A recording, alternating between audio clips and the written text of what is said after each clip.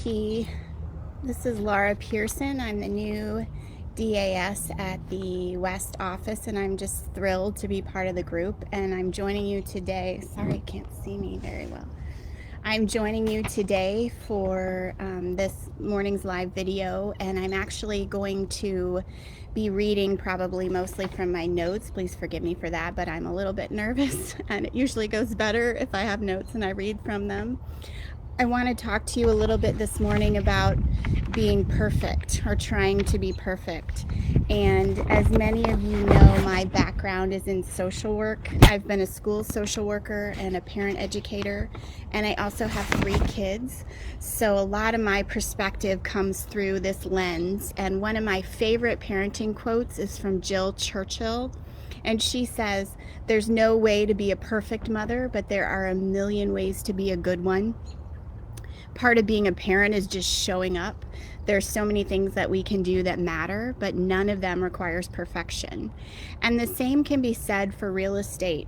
If we're so worried about being perfect, about not making mistakes, we'll limit who we can be for our clients and who we can become ourselves. We're working hard, very hard, to meet our clients with knowledge and with experience, as well as with service and love. And really, that's the best that we can do. Even if there were a way for us to be a perfect agent for any given client, it wouldn't be the same for the next client. There are many things that we can learn to do well. We have many opportunities for training and to continue to learn how to be real estate agents the best that we can be. And it's our responsibility to be fair and ethical at all times. But if we let the fear of making mistakes stop us from trying, then we are robbing ourselves and others the opportunity to learn and grow.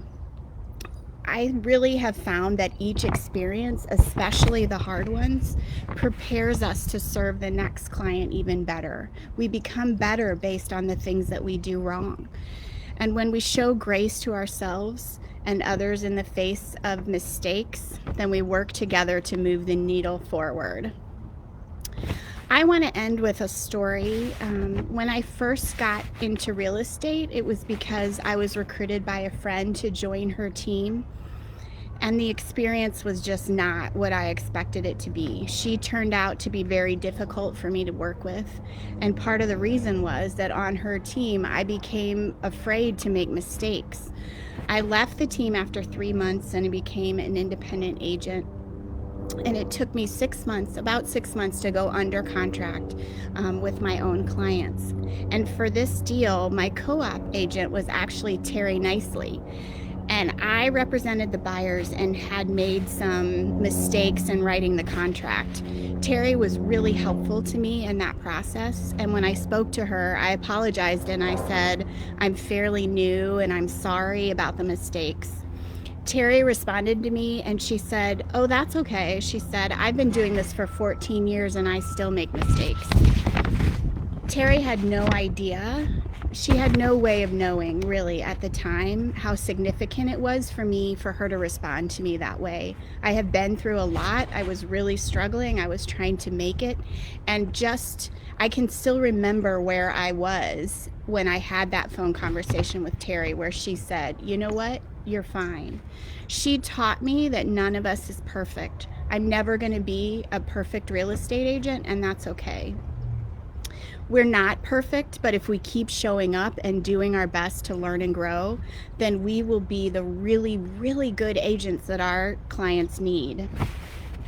I don't have a link for you today, but in the comments I'm going to share a graphic that I made to emphasize my point. And I want you to please think today about how you can be really good at what you do without trying to be perfect. Especially now when we're facing a new normal and we don't know what's happening next. Let's give ourselves a break and be gracious to others as well.